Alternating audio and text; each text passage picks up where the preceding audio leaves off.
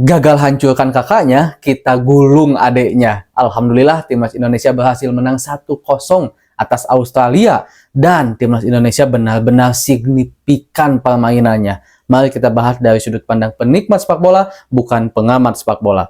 Teman-teman, alhamdulillah banget sesuai harapan kalau timnas Indonesia bisa menaklukkan Australia. Walaupun sebenarnya jujur aja secara pribadi saya agak pesimis ketika timnas Indonesia harus bertemu dengan Australia. Karena dari tiga negara yang satu grup dengan Indonesia, bagi penilaian saya yang paling bagus itu adalah Australia gitu kan. Dan terlepas atas kekalahan kita yang masih sangat menyakitkan sampai hari ini saat melawan Qatar kemarin, intinya Indonesia berhasil bangkit, berhasil fokus untuk bisa mengalahkan Australia dan mudah-mudahan terus berkembang, terus signifikan permainannya saat melawan Jordania juga gitu. Nah, sebelum pertandingan saya agak sedikit cemas karena jujur saja kan Coach Sintayong juga mengatakan kalau pemain itu sekarang sedang down katanya. Sedang down karena mereka udah habis-habisan bermain, memberikan yang terbaik saat melawan Qatar, tapi malah ya kita tahu pertandingannya bisa dibilang kurang sehat. Walaupun kita akui juga permainan timnas Indonesia saat melawan Qatar memang nggak bagus-bagus amat gitu. Mungkin karena pertandingan pertama melawan tim tuan rumah agak sedikit gugup, tidak terlalu keluar menyerang juga gitu kan, ditambah mungkin mentalitas para pemain kita agak sedikit terganggu karena keadaan wasit yang memang kita harus akui sangat-sangat memihak kepada Qatar di pertandingan perdana.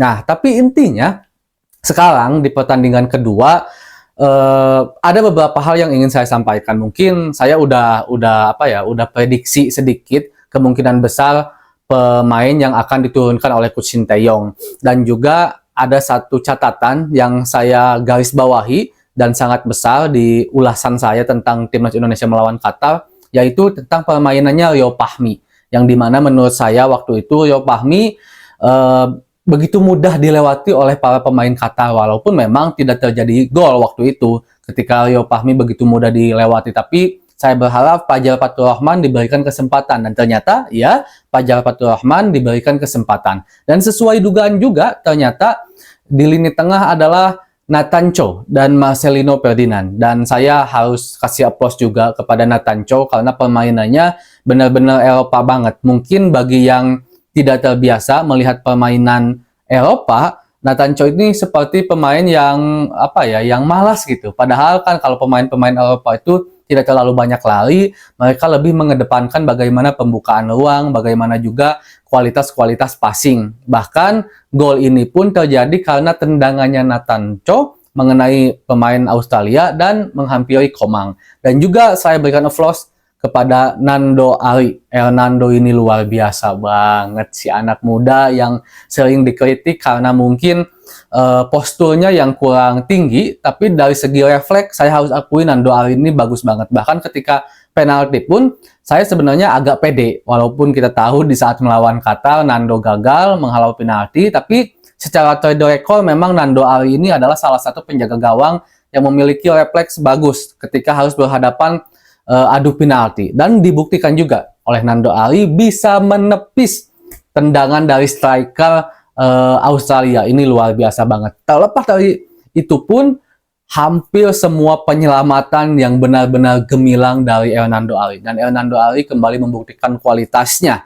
Cuman mungkin Hernando Ari saya harap mudah-mudahan kedepannya terus berkembang, karena tidak lama lagi saya yakini Hernando Ari akan memiliki pesaing yang sangat-sangat luar biasa, yang akan sangat sulit bagi Hernando menggesernya, yaitu Martin Fes. Apalagi jika seandainya foto tentang Emil Audero yang beredar kabar bahwa sekarang udah mulai mau merapat itu bergabung, wah itu malah tambah sulit.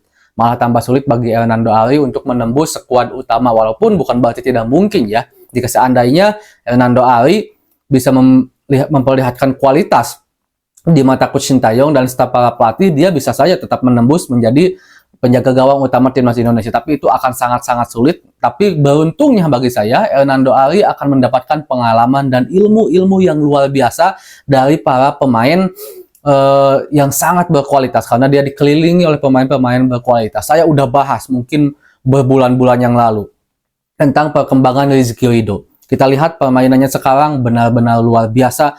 Dia seperti pemain yang bermain di luar negeri, kepemimpinannya gitu kan, keputusan-keputusannya luar biasa banget. Itu kenapa saya udah bahas di konten-konten yang jauh hari kalau Rizky Ridho ini benar-benar menyerap dan memiliki satu privilege yang luar biasa bagi saya. Kenapa dia harus disatukan dengan pemain-pemain belakang yang luar biasa. Ada Jordi Amat, ada Elkan Bagot, ada Justin Hubner yang terdekat, mungkin ada Nathan Cho, ada Sandy Walsh. Yang itu kan Sain Fatinama juga pemain-pemain belakang, dan Nando Ari benar-benar menyerap ilmu sehingga dia sekarang memiliki kualitas, dan seharusnya Rizky Ridho maksud saya. Rizky Ridho seharusnya bisalah untuk abroad ya di musim depan karena dia memiliki kualitas yang bagus. Mudah-mudahan di Asia ini atau di kualifikasi Piala Dunia banyak tim-tim yang melihat perkembangan pemain Indonesia sehingga bisa ditarik ke luar negeri, salah satunya Rizky Ridho. Nah, secara keseluruhan teman-teman, Fajar Fatur Rahman, Kelly Stroyer juga saya harus acungi jempol begitu kerja kerasnya seorang Kelly. Mungkin dari segi permainan memang tidak terlalu memberikan hal yang wah untuk lini depan, tapi bagi saya kerja keras seorang Kelly Stroyer di debutnya di Piala Asia U23 ini luar biasa. Dia ada di kiri, dia ada di kanan, bahkan dia turun jauh ke belakang untuk membantu pertahanan. Ini satu hal yang saya harus acungi jempol sampai dia cedera mungkin karena kelelahan. Dan sisanya permainan timnas Indonesia jauh lebih baik dibandingkan dengan Qatar. Saya udah bilang kan, kalau timnas Indonesia bisa bermain tenang saat melawan Qatar, kita kemungkinan bisa menang. Terlepas kita tidak membicarakan dulu tentang wasit ya. Karena dari segi kualitas Qatar dengan Indonesia, saya harus bilang kalau Indonesia bisa dibilang lebih unggul. Qatar ternyata lebih takut juga loh ketika mereka di pressing, mereka panik juga dibandingkan Indonesia yang lebih bisa tenang ketika di pressing. Andaikan mereka bisa lebih tenang, bisa lebih cair pemikirannya, walaupun itu agak susah karena keputusan wasit, mungkin kita akan bisa mendapatkan hasil yang lebih bagus saat melawan Qatar. Dan terbukti ketika melawan Australia, ketika timnas Indonesia tampil lebih pede, tampil lebih menyerang, tampil untuk bisa memainkan bola lebih banyak gitu kan, lebih dari kaki ke kaki. Buktinya ini, kita bisa menang walaupun memang di babak kedua bisa dibilang kita fokus bertahan dan benar-benar parkir bus. Entah ini apakah benar-benar strategi dari Coach Shin Tae-yong karena kita mempertahankan keunggulan dan juga sesuai prediksi mungkin di babak kedua kalau Australia akan keluar untuk menyerang, dan juga mungkin strategi karena kita akan bertemu Jordania sehingga mengirit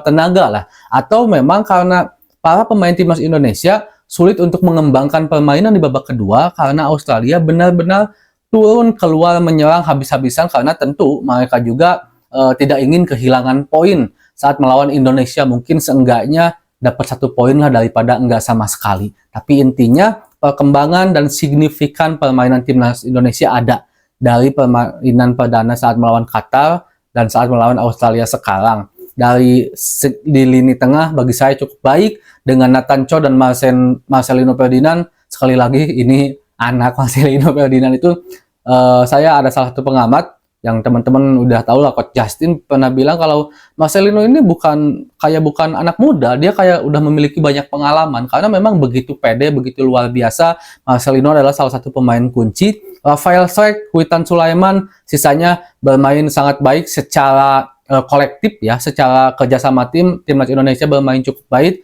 Cuman dari segi beberapa individu ya adalah yang beberapa menonjol dan ada juga yang masih tetap stagnan di situ. Tapi karena kita bersatu, akhirnya bisa saling menutupi kesalahan-kesalahan pemain, bagaimana juga yang lebih menonjol ataupun enggak. Tapi kalau seandainya kita bisa bermain lebih tenang, tercipta beberapa peluang dan bisa juga mungkin kita unggul lebih dari 1-0, 2-0 ataupun 3-0.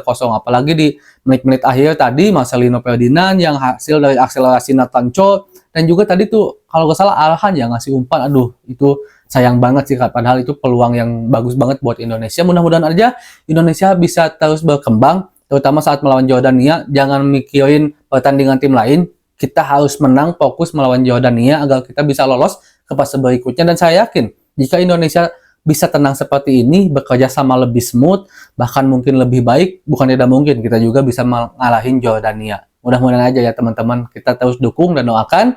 Assalamualaikum.